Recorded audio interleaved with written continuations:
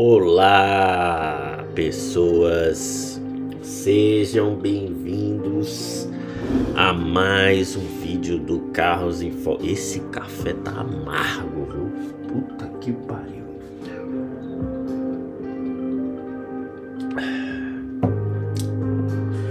Meu nome é Anderson, eu sou engenheiro mecânico formado na Federal do Ceará. Depois eu vim fazer uma Laurea Magistrale em Engenharia Automotiva na Universidade de Modena. E agora estou aqui em Brecha fazendo um doutorado. E hoje nós vamos... Eu não sei se a gente termina hoje não. Pode ser. Continuar a leitura do artigo de Pearson, né, do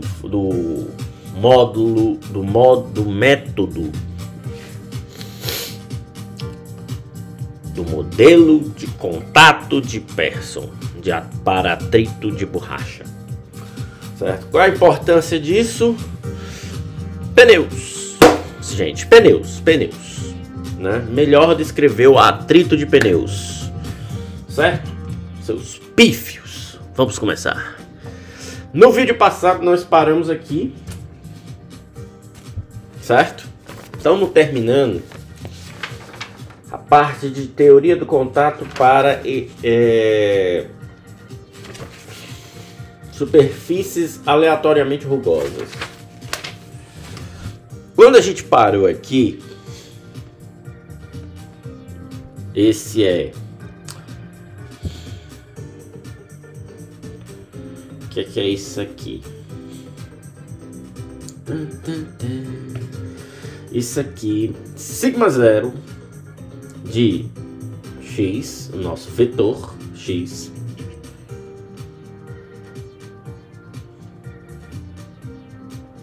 é igual ou é muito menor que o módulo elástico na condição estática, certo?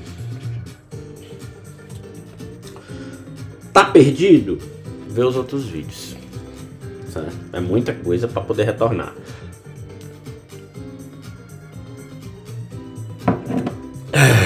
Vambora. Aí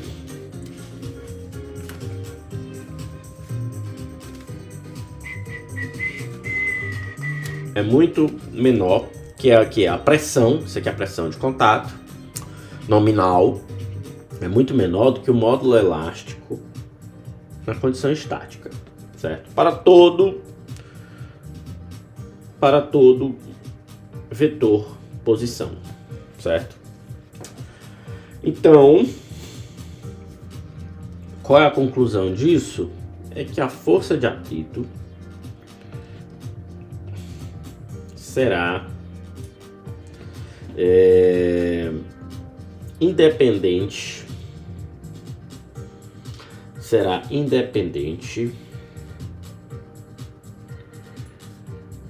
Espera aí, deixa eu ver um negócio aqui. Opa.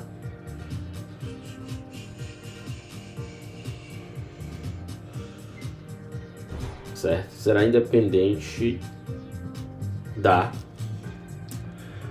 pressão nominal, certo?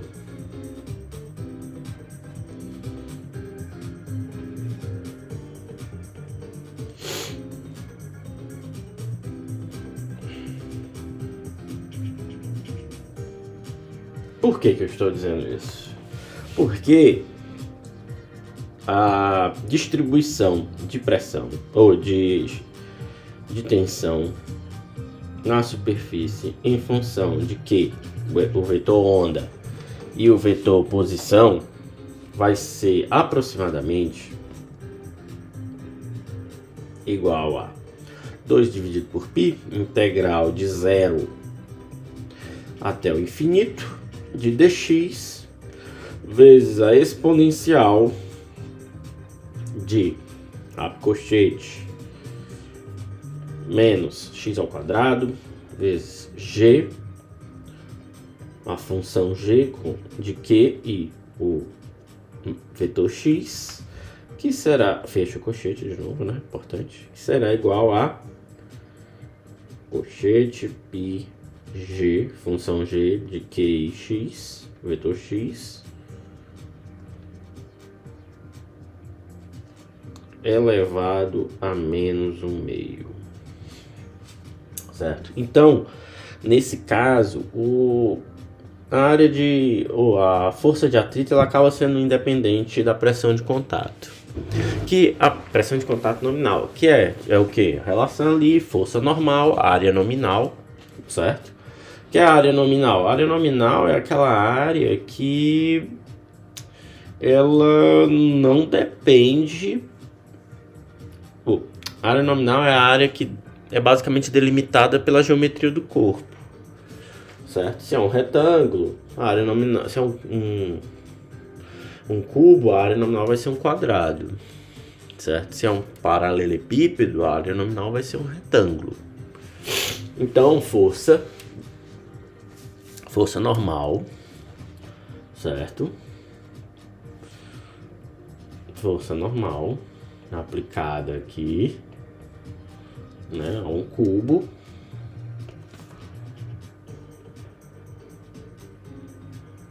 vai me dar uma pressão nominal, certo?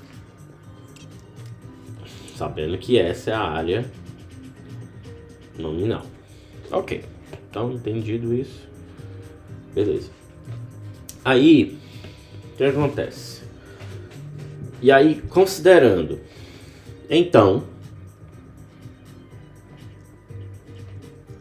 para uma condição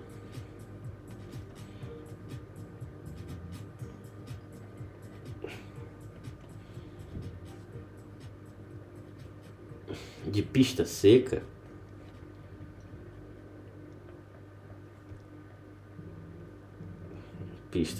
se espera que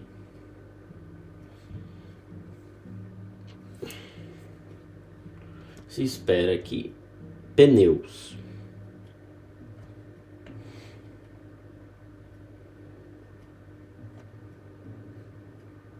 largos e estreitos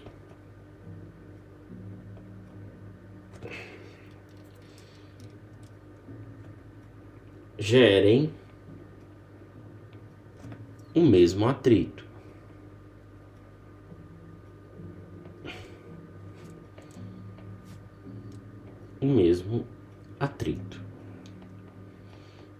Por quê? Vamos lá. Condição aqui estática, certo?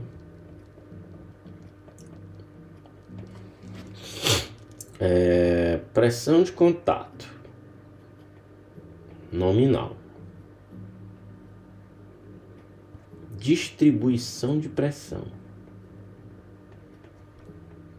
ou de tensão, pode ser de pressão também, de tensão, stress distribution, em função do vetor onda da posição x. Dentro desse termo temos G. G também depende das propriedades do material e da rugosidade da superfície, como a gente já viu no vídeo passado, certo?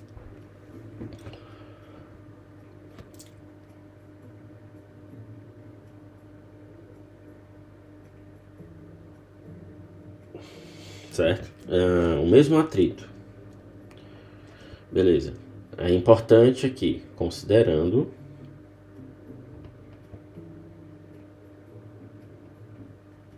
a mesma temperatura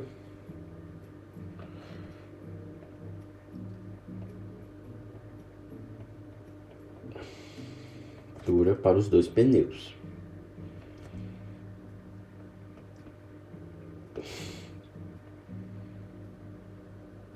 Dois pneus. Tá, vamos tentar entender por quê, né?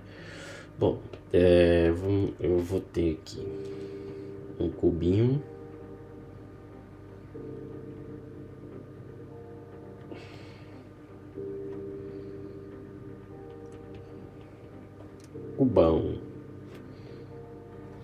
Cubãozão grandão. certo? Aqui, um cubo que mais parece um retângulo, mas é um cubo, certo? Beleza. Os dois expostos a uma força Fn, mesma força. Vamos chamar de Fn1, Fn2. Aí aqui eu tenho A1, A2. Tá dizendo aqui, estática, Fat independe da pressão. Ok, aí tá deslizando com velocidade V, mesma velocidade, seria isso?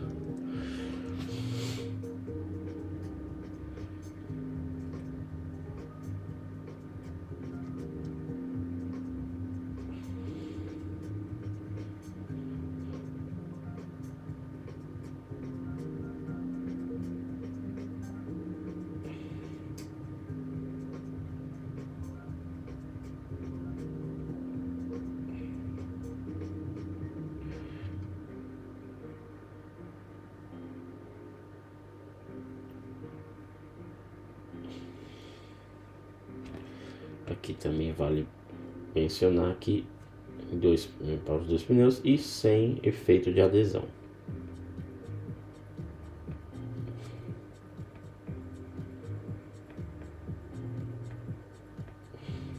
Certo. Eu tenho aqui a área de contato.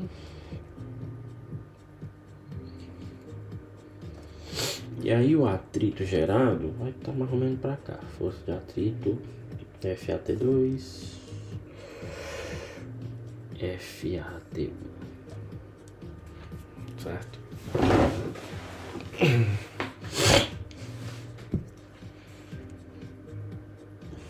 Tá, beleza. Aí FAT1.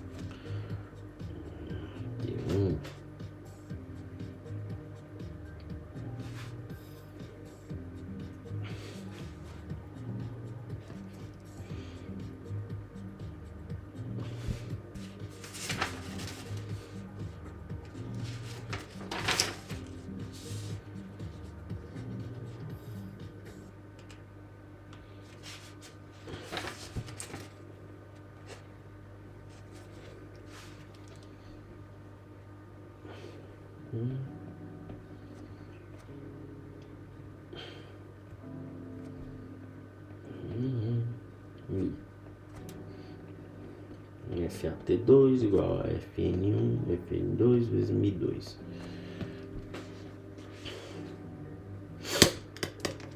Aí temos. Ele diz aqui que o mesmo gerem o mesmo atrito, certo? Same friction, ok, exato. Os dois pneus vão gerar o mesmo atrito. Então FAT1 é igual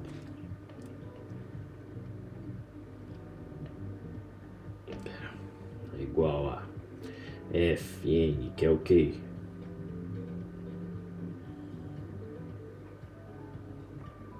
Fn é sigma 0,1 vezes Mi 1 vezes a área 1 FAT2 sigma 0,2 vezes Mi2 vezes A2. Só conferir uma coisinha aqui. Pronto. Ver se eu tô. Ai, cadê? Que coisa. Ok. Ai. Desconfio do óbvio. Ok. Pressão, força dividido por área. Força, vezes pressão. Ok. Então, o atrito vai ser o mesmo. Se o atrito é o mesmo, sigma 0,1 vezes A1 vezes Mi1 vai ser igual a sigma 0,2 vezes A2 vezes Mi2.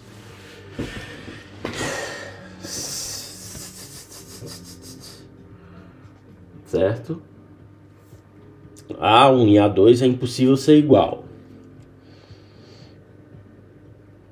certo?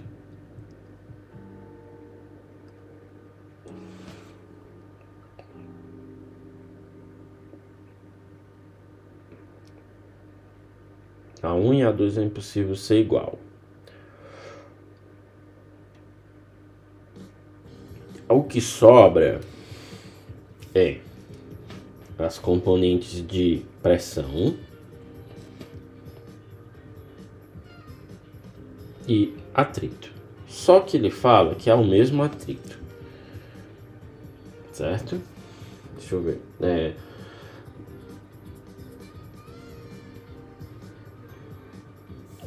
Então, para todo sigma zero muito menor do que o módulo elástico na condição estática, força de atrito independe da pressão de contato. Então, os mi serão iguais, creio eu. Certo? Vamos ver o que acontece. Mi sendo igual, supondo mi igual, P1, A1 e A2 não é igual.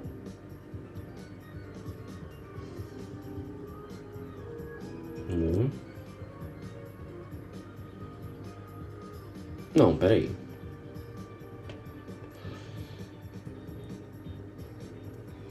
Ser independente é porque esse valor é invariável.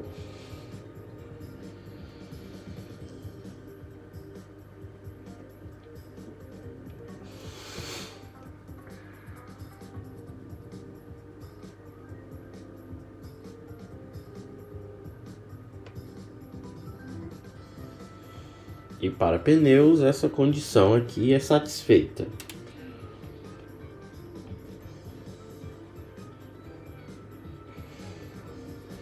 Meu Deus.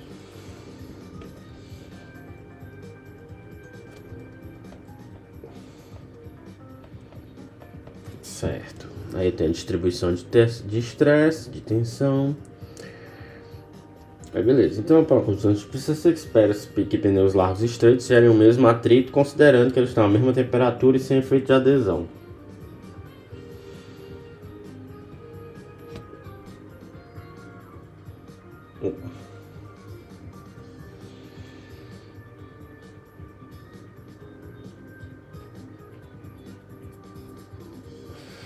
Ou seja, se o atrito é o mesmo, independe de...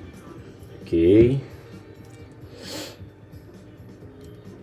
Não depende de sigma 1 sigma 0, vai ser sigma 01 vezes A1 igual sigma 02 vezes A2. E aí vai depender desses componentes aqui. Ele diz que o que eu acho que vai pesar em maior, o que vai realmente definir é o que? A pressão gerada no contato.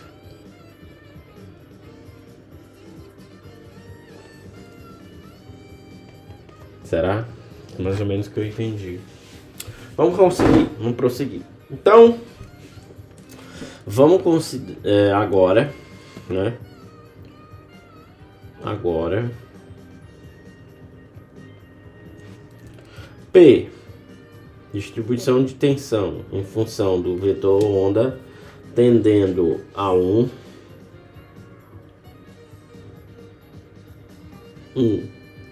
Quando G, a função G do vetor onda tende a 0. Lembrando que, eu vou copiar aqui, função G, vamos trazer para cá, copy,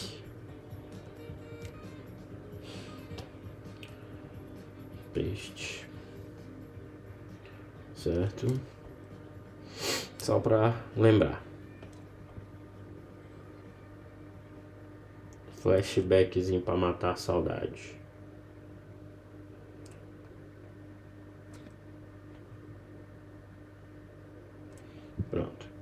Então, nesse caso,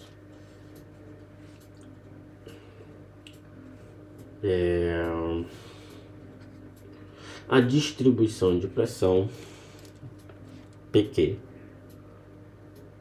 será dada por aproximadamente 1 mais π da função g de Q elevado a 3 dividido por 2 elevado a menos 1/3. Certo? Beleza.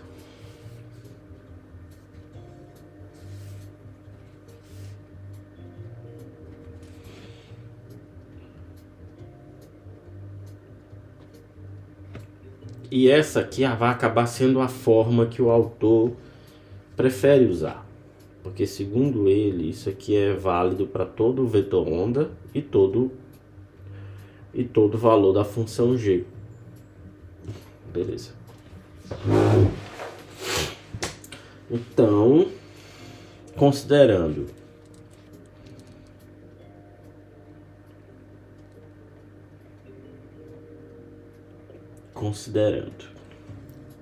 superfícies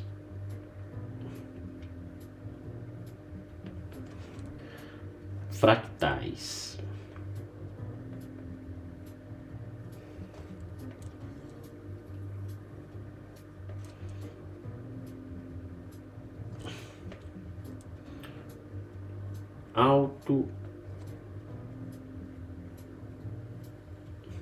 autoafins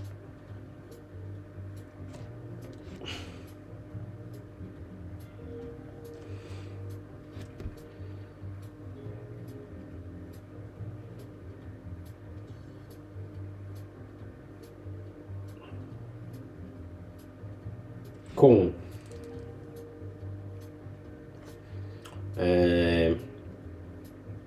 escalas de comprimento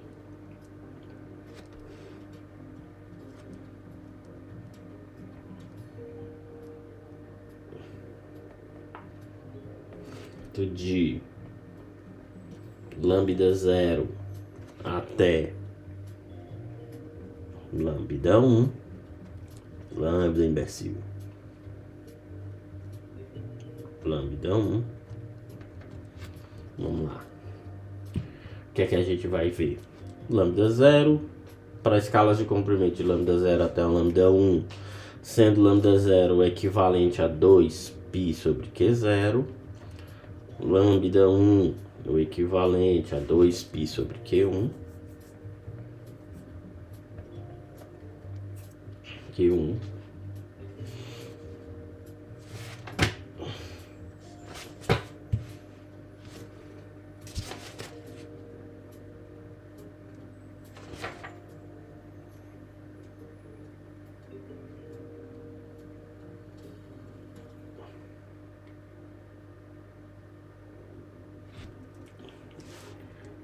Terão dois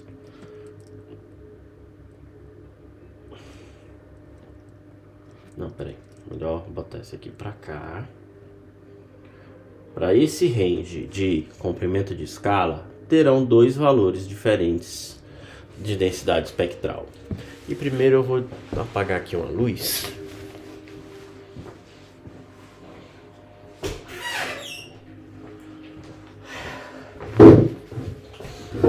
O banheiro aqui tem um exaustor, então ele fica girando.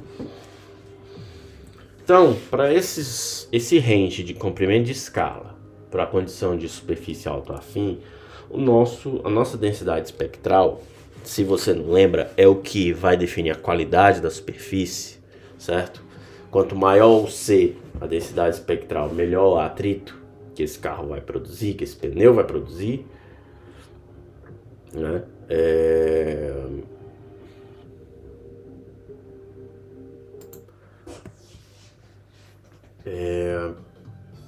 Então a gente precisa sabendo o range do vetor onda, a gente sabe mais ou menos como que o grip vai variar de acordo com a densidade espectral obtida para cada Q.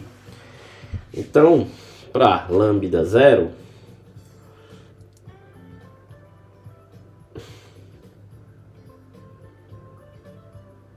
opa, não, lambda 0 não. Então, o que vai acontecer? Vão ter duas condições. Quando o Q, o meu vetor onda, for menor do que Q0, e quando o meu vetor onda for maior do que Q0. Certo? E aí sim eu vou ter duas condições de densidade espectral. Quando o vetor onda é menor do que Q0, a densidade espectral vai ser 0. Certo? Quando o vetor onda for maior do que Q0, a densidade espectral vai ser C de Q é aproximadamente igual a K, parâmetro K, dividido por Q, ou vezes Q dividido por Q0 elevado a menos 2 vezes H mais 1. Onde a gente sabe que H é 3 menos a dimensão fractal, que é em torno de 2 ou 3. Entre 2 ou 3 para a aplicação de pneus. Certo?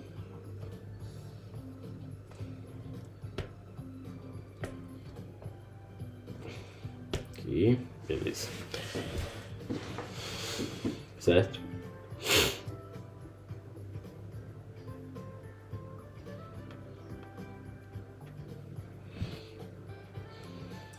Beleza. Aí ainda nessa de densidade espectral, ou de, para esse caso ainda de superfície autoafim, a gente vai partir para a definição do H.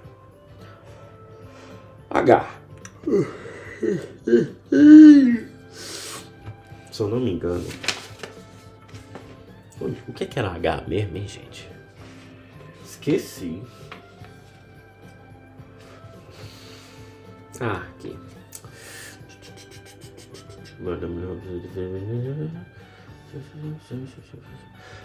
É o perfil de superfície. Perfil de superfície é o quê? As alturas das asperidades. Certo? As alturas das asperidades. Então, quando eu tenho um H ao quadrado dentro de um bracket, de um colchete angular, significa que eu estou fazendo a média dele dentro da área. Certo? Isso vai ser o quê? H0 dividido por 2 para a condição de área nominal, né? Dividido por 2. Equacione.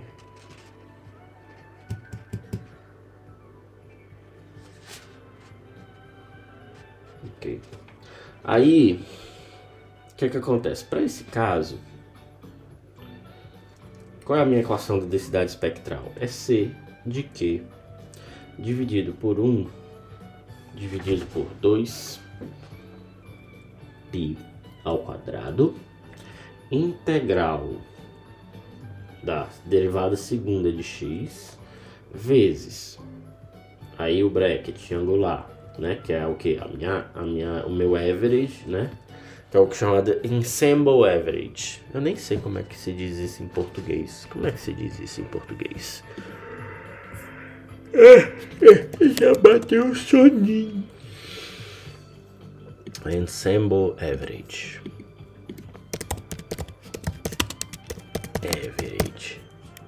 Média do conjunto. No caso, seria a média dentro de uma área. Certo? Como eu já falei várias vezes aqui, eu gosto de repetir as coisas para ficar bem entendido. Aí, a densidade espectral vai ser H. Aí H de 0, vetor 0. E fecha, vezes o exponencial de menos termo complexo, vetor onda, vetor x. O que acontece para essa condição aqui? Certo? Eu vou ter o quê? K, precisamos dizer que K é a divisão de H0 por Q0, porém elevado ao quadrado. Vezes H. Ai, caralho, não é banheiro. 2π. Certo. E isso vem de onde? Pera.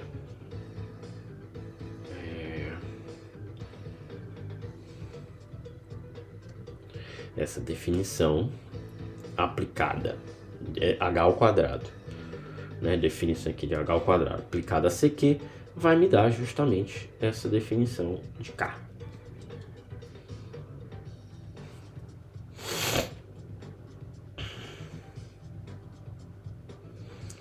Então, eu vou pegar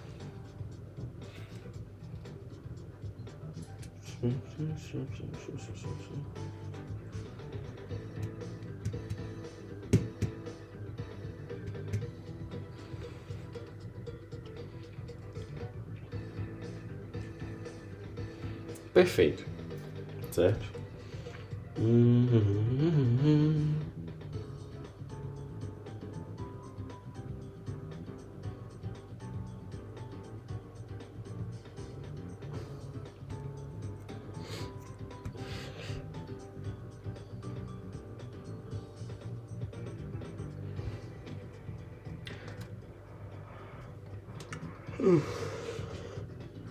Beleza. Então, beleza. Aí eu obtenho o K. Esse termo K, ele é basicamente o resultado de CQ, da densidade espectral, para o H ao quadrado, né? Em sua média do conjunto, que vai me dar esse K. E no fim das contas, sai porra, vai me dar esse CQ aqui, certo? Vai me dar a densidade espectral, que é aproximadamente K vezes Q0, Q dividido por Q0 elevado a menos 2 vezes H mais 1. Aí eu vou pegar esse CQ, certo? Que eu vou trazer para cá. Vou pegar esse CQ aqui.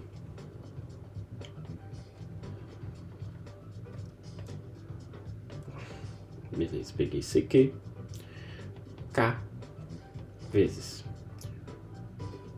Q dividido por Q0 menos 2H mais 1. Vou pegar a definição de vetor onda, que é o que? Vetor onda é Q0, certo? Vezes a magnitude, a magnificação. E vou pegar a minha definição de coeficiente de atrito que a gente viu no vídeo passado, que é muito grande. Vamos copiar, muito grande. Porra, tá difícil até copiar esta merda. Pera aí, então vamos escrever de novo. 1/2 da integral de QL até Q1, derivada de Q vezes Q3 vezes densidade espectral vezes distribuição de tensão, aí vezes outra integral de 0 a 2π vezes o ângulo das asperidades em relação à direção do movimento, cosseno desse ângulo, vezes o termo imaginário da divisão entre o módulo de elasticidade em função de Q, velocidade, e o cosseno de φ, sobre 1 menos Poisson, coeficiente de Poisson, fecha parênteses, vezes sigma 0. Pegando isso tudo aqui, substituindo na equação do coeficiente de atrito, eu vou ter que o meu coeficiente de atrito para superfícies fractais autoafim é 1/4 dividido também por π vezes Q0 vezes H0, só as condições nominais, ao quadrado, vezes o Hurst exponent, que é o H maiúsculo, de 1 até Q1 dividido por Q0, certo? Vezes a derivada da magnificação, vezes a magnificação, aqui no caso é elevado a 2H mais 1, vezes a distribuição de tensão sobre a superfície em função de Q0 vezes a magnificação, ou seja, Q. E aí isso aqui vai multiplicar outra integral de dφ, cosseno φ, e aqui basicamente vai se repetir, com algumas modificações, vezes a imagem, ou a imagem número imaginário, módulo elástico de Q vezes Q0, no caso, então peraí, eu errei, vezes a magnificação vezes Q0 vezes cosseno φ. Fecha parênteses, dividido por 1 menos Poisson ao quadrado vezes sigma 0, certo? Eu vou fazer a mesma coisa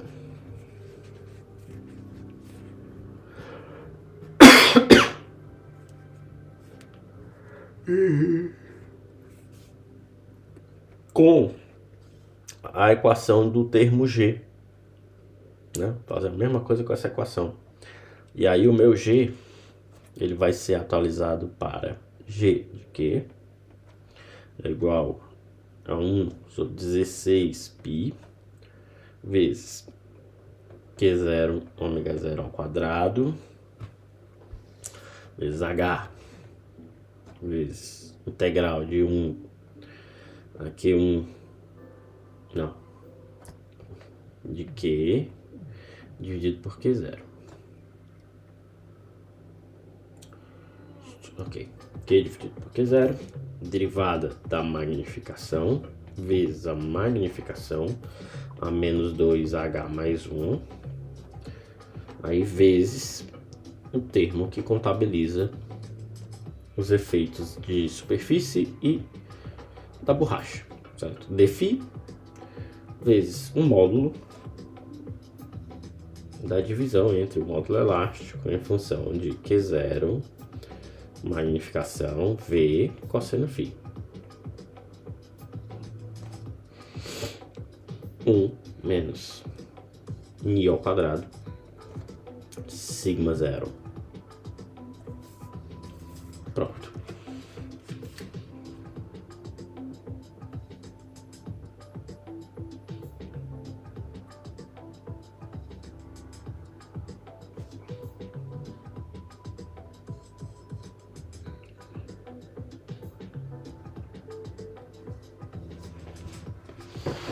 Aqui está o nosso coeficiente de atrito, o termo G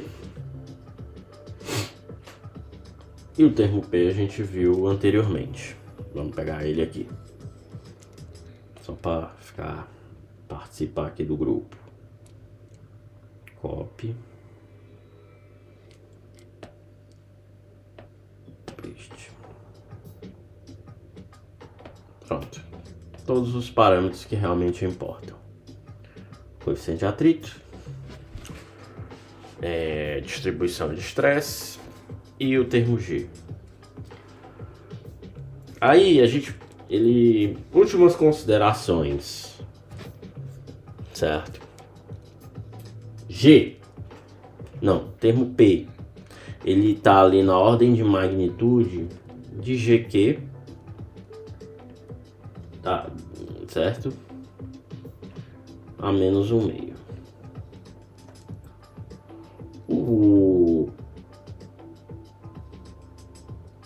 Certo? O P em função de Q.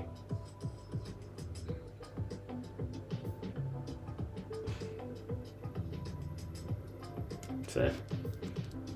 Só que desenvolvendo como a gente desenvolveu, substituindo o Q por Q0 zeta, né? Magnificação, o P ele vai ser o P, sim, ele vai ser ali da ordem de grandeza de Q0 H0, 1 dividido por Q0 H0. Logo, o coeficiente de atrito também vai ter essa ordem de grandeza. Vai ter a ordem de grandeza de Q0 vezes H0, certo?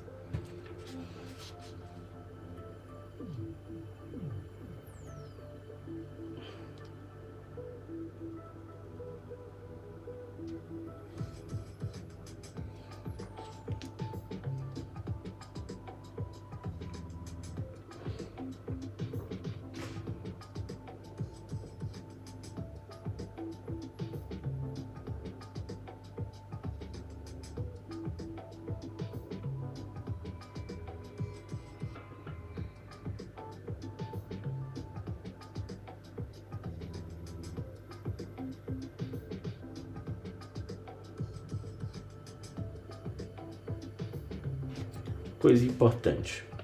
Comentários. Caralho, meu irmão. Comentários. Se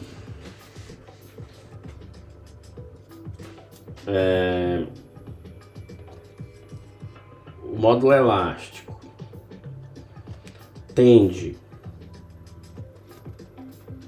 o módulo elástico em função da frequência,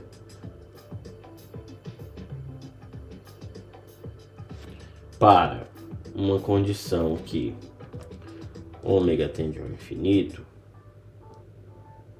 o que é que nós temos? Certo? O que é que acontece? O G, ele vai ser, o G tenderá a ser G de Q0 zeta, vai ser a ordem de magnitude de zeta de 2 a menos 2H, considerando que zeta é muito grande, certo?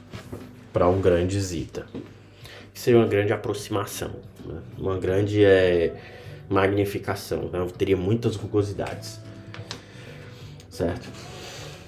Como o parâmetro de Rust é exponente entre 0 e 1, o G na realidade ficaria, na realidade não, o G teoricamente ficaria, tenderia ao infinito para essa condição, certo? Claro, com zeta tendendo ao infinito também, um número muito grande. Então,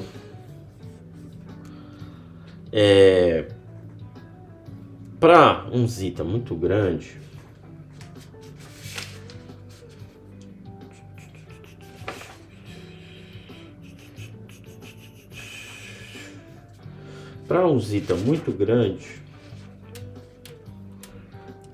certo? P de zeta, certo? Seria influenciado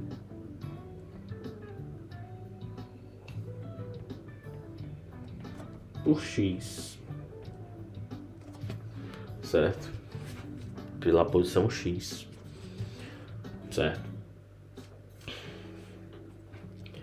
Tanto que seno de X tenderia a X. Ok.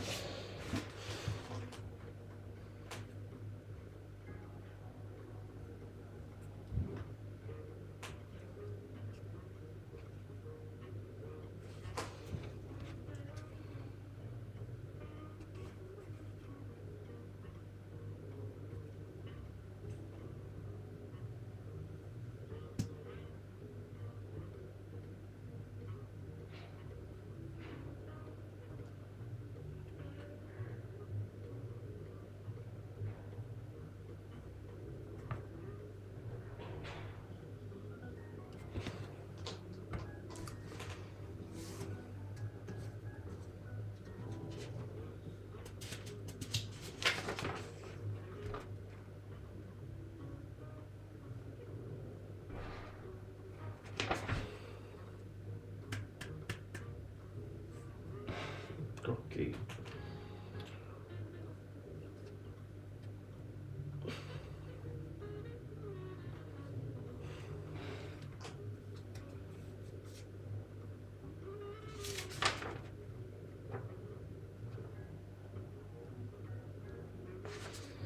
Certo. Aí,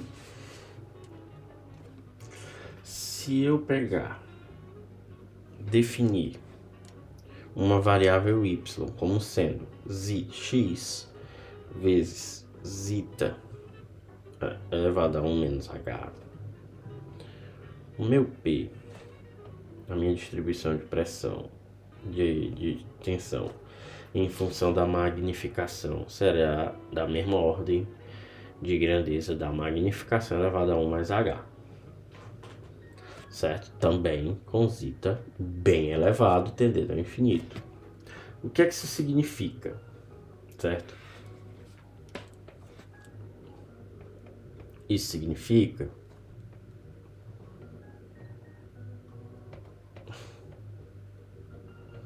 que para essas condições de zero, de h entre 0 e 1, e zeta tendendo ao infinito, a área de contato real tende a zero. Que é o que? A gente está aproximando, dando mais magnificação, tem mais rugosidade, e o que é que acontece? Na realidade, os corpos, eles estão se apoiando.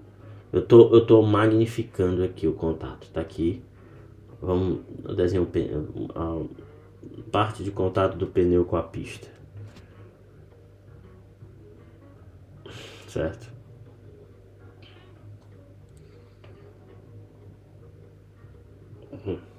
Contato aqui do pneu com a pista.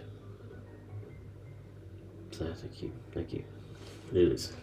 Eu vou magnificando. Eu vou aumentando. Vai chegar uma hora que eu vou ver. Eu vou desenhar de outra cor. Eu vou aumentando. Aí eu vou vendo aqui que a superfície, na realidade, ela vai criando um pico, outro pico, outro pico, outro pico, outro pico. E eu vou aumentando, vai criando picos ainda menores, asperidades ainda menores. Ou seja, eu estou aumentando a magnificação, a escala de observação. Vai chegar uma hora que esse pneu, ele vai estar só apoiado sobre pequenos picos, cada vez menores. E aí o que acontece? A área de contato vai caindo, enquanto o zeta aumenta. E é por isso que lá atrás, nos outros vídeos, eu falei que tem que ter um limiar, uma magnificação de corte, que é o zeta max, ele chama de zeta max, certo? Que é o upper cutoff, o limite superior, no caso, né, de corte, que seria Q1 dividido por Q0, certo? Aí ele dá um exemplo.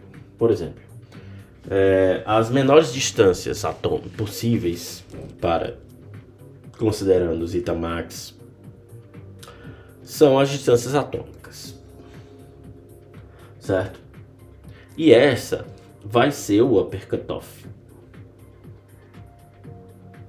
certo? Distâncias atômicas, ou seja, as ligações, certo?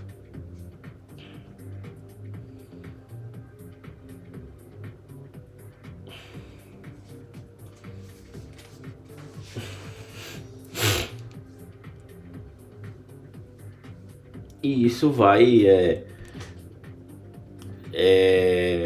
gerar terá que se definir um outro cutoff, porque não tem como trabalhar com escala atômica, certo?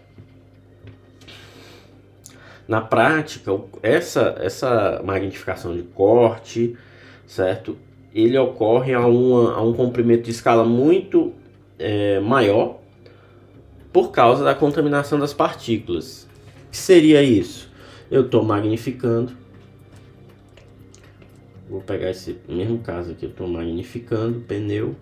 Ao invés de eu ter ele apoiado nas minhas asperidades aqui, ele vai estar apoiado em areia. Tem uma areiazinha aqui, tem outra areia aqui, tem outra areiazinha aqui, tem outra aqui, né? Aí essa asperidade vai estar mais ou menos aqui, tocando. Essa outra vai estar um pouquinho maiorzinha, mas ainda vai ter aqui. Aí vai ter outra areiazinha aqui. Então, na hora de definir esse zeta, eu vou ter que considerar isso aí. Eu até comentei isso no outro vídeo. Certo? Pode ser, isso aqui também pode ser um fluido. Certo? Pode ser. Pode ser que o pneu aqui, uma zonazinha de contato. Eu tenho aqui o... né, aqui. Aí a borracha não consegue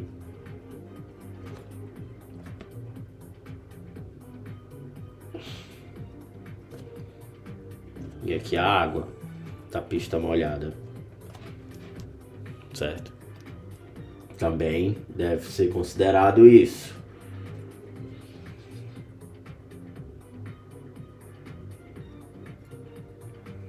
Outra coisa, aí se a borracha, geralmente, quando ela é desgastada, ela cria uma camada bem fina de borracha desgastada, que ela é chamada de camada morta. Por quê? Porque não tem muito efeito no atrito. Aí eu tenho que contabilizar isso também. Como seria isso? Seria mais ou menos assim. Eu tenho aqui o pneu, certo? Mas eu tenho uma camadazinha desgastada. Então essa camada vai estar bem aqui. Certo? Aqui tá ele está apoiado aqui nas asperidades.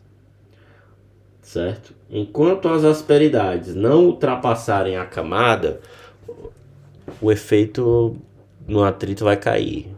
Até que se passe, eu tenho um efeito de atrito. Certo? Isso aqui tudo é parâmetro para se definir o upper cutoff. Certo? Isso aqui tudinho. Isso. Esse caso da pista molhada, aqui pneu velho, sabe? Ok.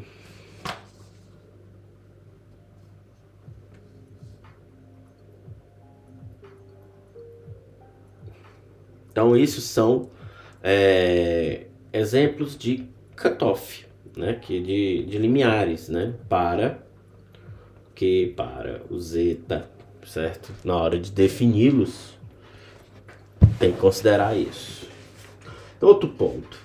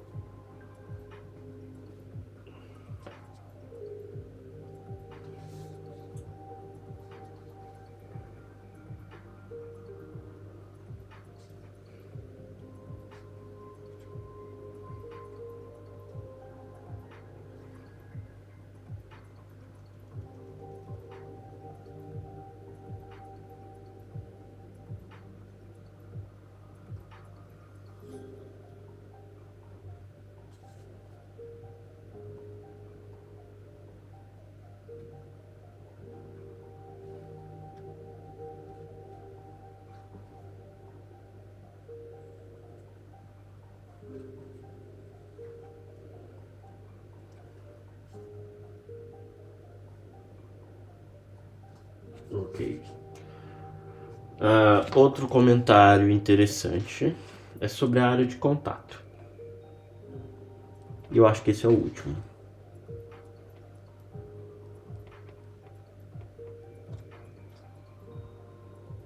A área de contato. Aqui foi comentário, vamos botar aqui cutoff. Cutoff.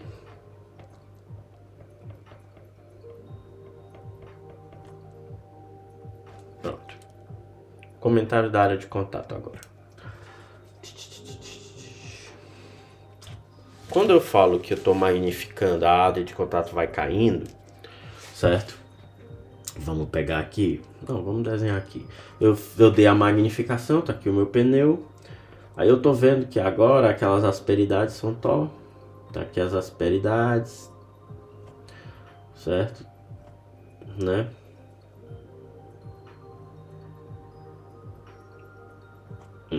Tocando no pneu. Você vê o que é que tem aqui? Tem aqui é uma área de contato. Aqui é outra área de contato, aqui é outra área de contato. Eu estou magnificando, essa área de contato vai reduzindo. Então, vamos escrever aqui. Magnificação aumenta, a área de contato cai. Área de contato real, viu, gente? Não é a área de contato nominal, não. Certo?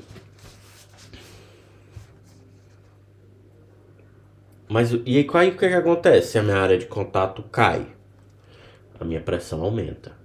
Pressão local. Então, esses locais aqui, certo? Esses locais aqui tem uma pressão tão alta, porque a área de contato está colapsando em um ponto muito pequeno, uma área muito ínfima,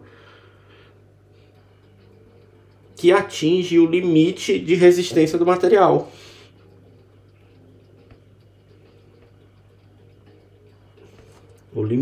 Atingem o limite de resistência da borracha.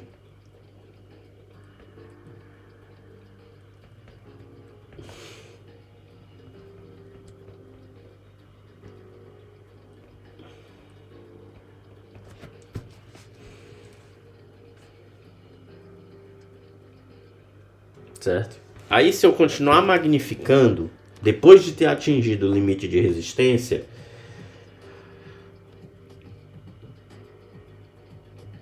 não vai acontecer nada. Se eu continuar magnificando depois, atingido o limite de resistência, eu aumentei a área. Depois de atingido o limite de resistência, permanece a mesma.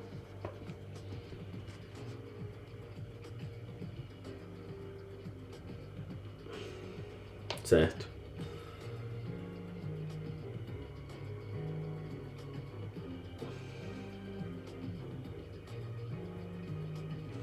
Ou seja, o que é que eu estou fazendo? Eu estou aumentando o zeta tendendo ao infinito. Certo? E observando o que é que acontece com esses contatos pontuais. Quando eu, considerando o zeta tendendo ao infinito, observo meu coeficiente de atrito, o que é que acontece? Certo? Se a minha distribuição de pressão para um zeta extremamente elevado tende a 1, minha distribuição de tensão, quer dizer, tende a 1, o coeficiente de atrito na equação, nesta última equação aqui, vamos só pegar aqui, né? Copy.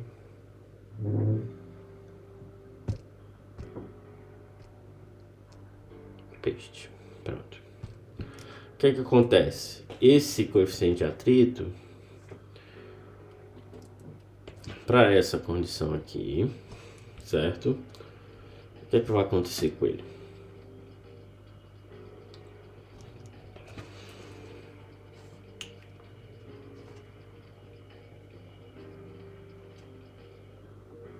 Ele vai tender a ser da ordem de magnitude da magnificação elevado a menos 2H, que é o Hurst exponent, certo?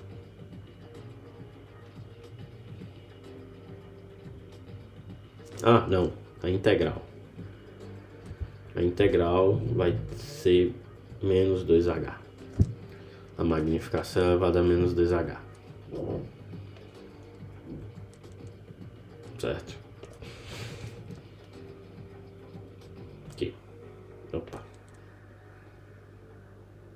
Eu tenho essa outra integral aqui também. O que é que acontece? essa integral vai se comportar como zeta elevado a menos 2h para um h tendendo ao infinito, né? Ou seja, uma magnificação muito grande.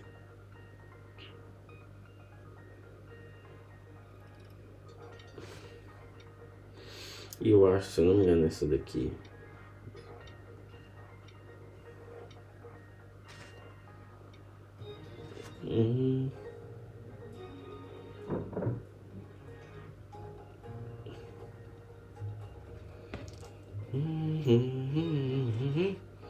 Aí. Espera. Ok. Beleza, é isso aí. Aí.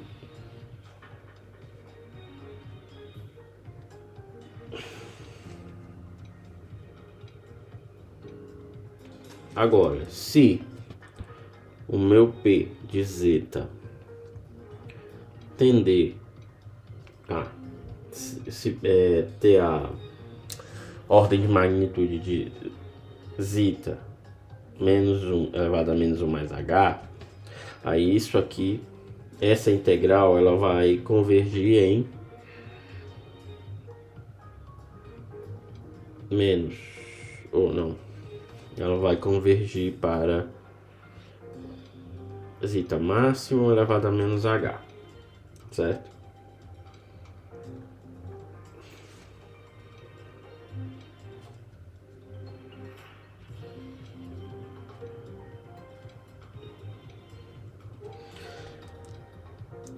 Em outras palavras, o que acontece? Qual é o efeito disso?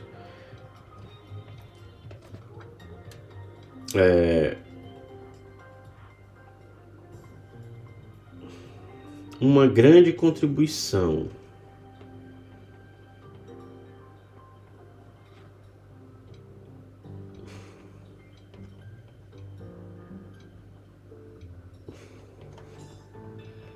de zeta, grande mesmo, exageradamente grande, tendendo ao infinito,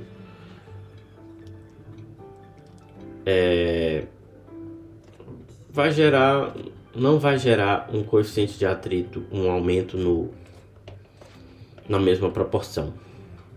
Não vai gerar.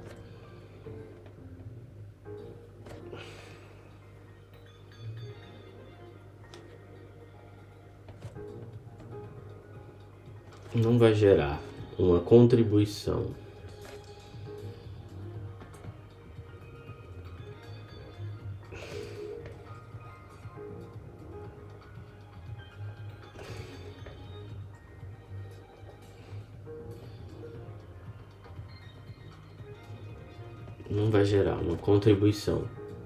em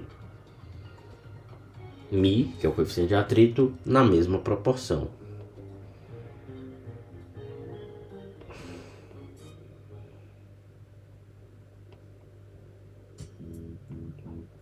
Certo?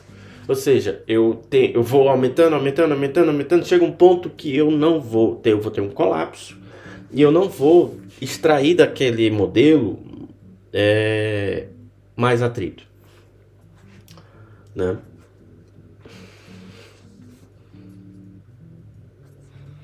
Por fim, se H tende a zero, que a gente precisa dizer que superfície muito rugosa,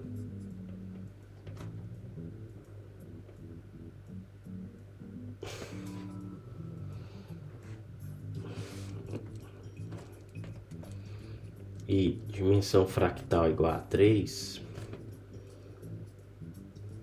certo?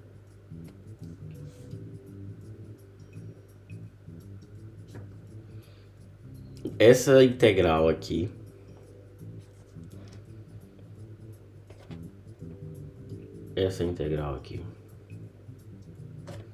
certo? Ela vai convergir lentamente a esses valores aqui.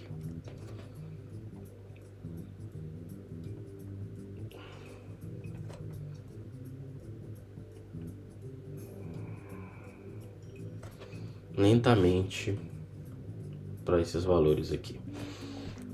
enquanto no outro caso vai convergir mais rápido.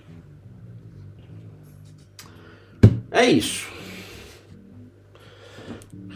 Acabou. Depois dessa parte... Ixi, 5%? Como? Tava carregado? Ok. Pelo menos chegamos no fim. T-end. Acabou-se.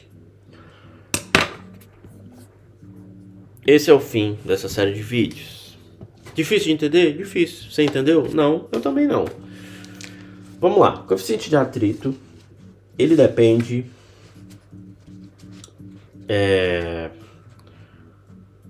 das propriedades da borracha, como o módulo de elasticidade, Poisson.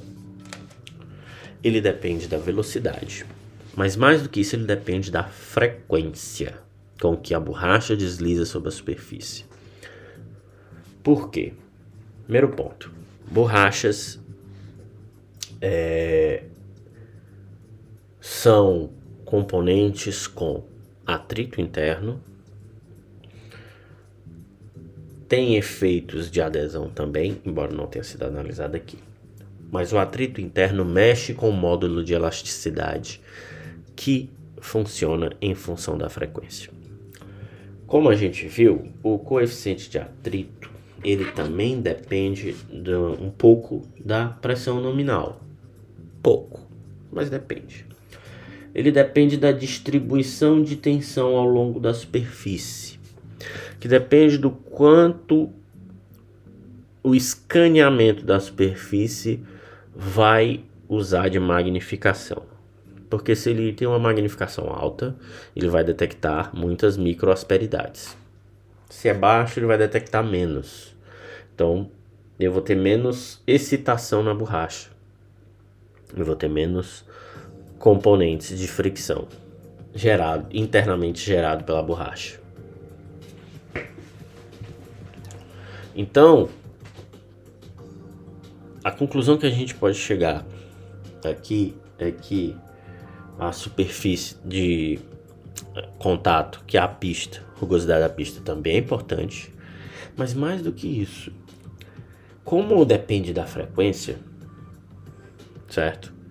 O mesmo pneu, a mesma pista, porém montados em carros diferentes, vai gerar atritos diferentes.